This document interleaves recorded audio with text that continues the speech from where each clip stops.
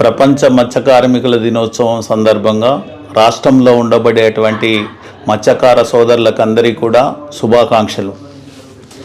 రేపు 21 నవంబర్ 2025 రోజున ప్రపంచవ్యాప్తంగా మత్స్యకారుల దినోత్సవం జరుగుతుంది. ఈ తెలంగాణ రాష్ట్రంలో మత్స్యకారుల పలు సమస్యలు ఉన్నాయి. ఇవాళ ఈ సమస్యల ఎజెండాగా రాష్ట్ర వ్యాప్తంగా ఉండబడేటువంటి ముదిరాజులందరూ కూడా రోజు నవంబర్ 21 నాడు రాష్ట్ర వ్యాప్తంగా గ్రామాన మండల జిల్లా నియోజకవర్గ కేంద్రాల్లో ప్రపంచ మత్స్యకారుల దినోత్సవాన్ని నిర్వహిస్తూ మనకు జరుగుతున్న అన్యాయాన్ని, గత 10 సంవత్సరాలుగా ముదిరాజులకు జరుగుతున్నటువంటి అన్యాయాన్ని ఎలుగెత్తి చాటాల్సినటువంటి అవసరం ఉంది.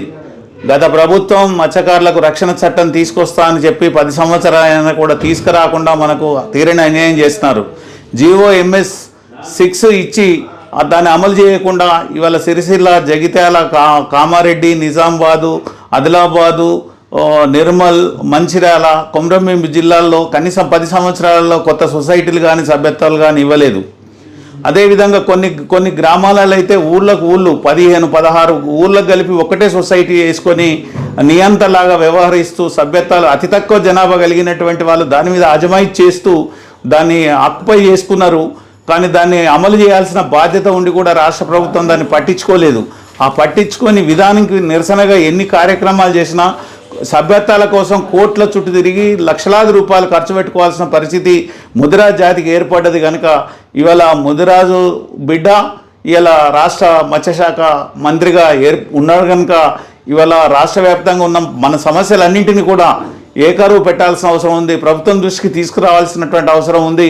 ఇవాళ ఎంత ఐక్యంగా ఉంటే అన్ని సమస్యల పరిష్కారానికి ముందుకు వెళ్లాల్సినటువంటి అవసరం ఉందని తెలియజేస్తూ, గత ప్రభుత్వంలో ప్రాజెక్టులలో మల్టీనేషనల్ కంపెనీలతో ఒప్పందం చేసుకొని కేజీ కల్చర్ సోలార్ ప్లాంట్ పెట్టి మత్స్యకారులకు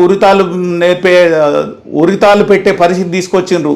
కనుక దాన్ని మనం రద్దు చేయాలని రాష్ట్ర ప్రభుత్వాన్ని, ముఖ్యమంత్రిని, మత్స్యశాఖను కోరుతున్నాం. 6 జీవోను అమలు చేయాలని కోరుతున్నాం. ఇవాళ మా చెరువుల మీద, మా కుంటల మీద, మా వాగుల మీద, మా మత్స్యకారుల మీద దాడులు జరుగుతున్నాయి. ఇవాళ మాకు రక్షణ లేదు. కనుక తెలంగాణలో మత్స్యకారుల రక్షణ చట్టం తీసుకురావాల్సిన అవసరం ఉందని చెప్పి తెలంగాణ ముదిరాజు మహాసభ రాష్ట్ర కమిటీ పిలుపునిస్తుంది. తప్పకుండా రాష్ట్ర ప్రభుత్వం చొరవ తీసుకొని ముదిరాజులకు జరిగే అన్యాయాలను అరికట్టి మత్స్యకారులుగా వాళ్ళకు పొందుతున్నటువంటి ఉపాధిలో ఇచ్చేయాల్సిన అవసరం ఉంది.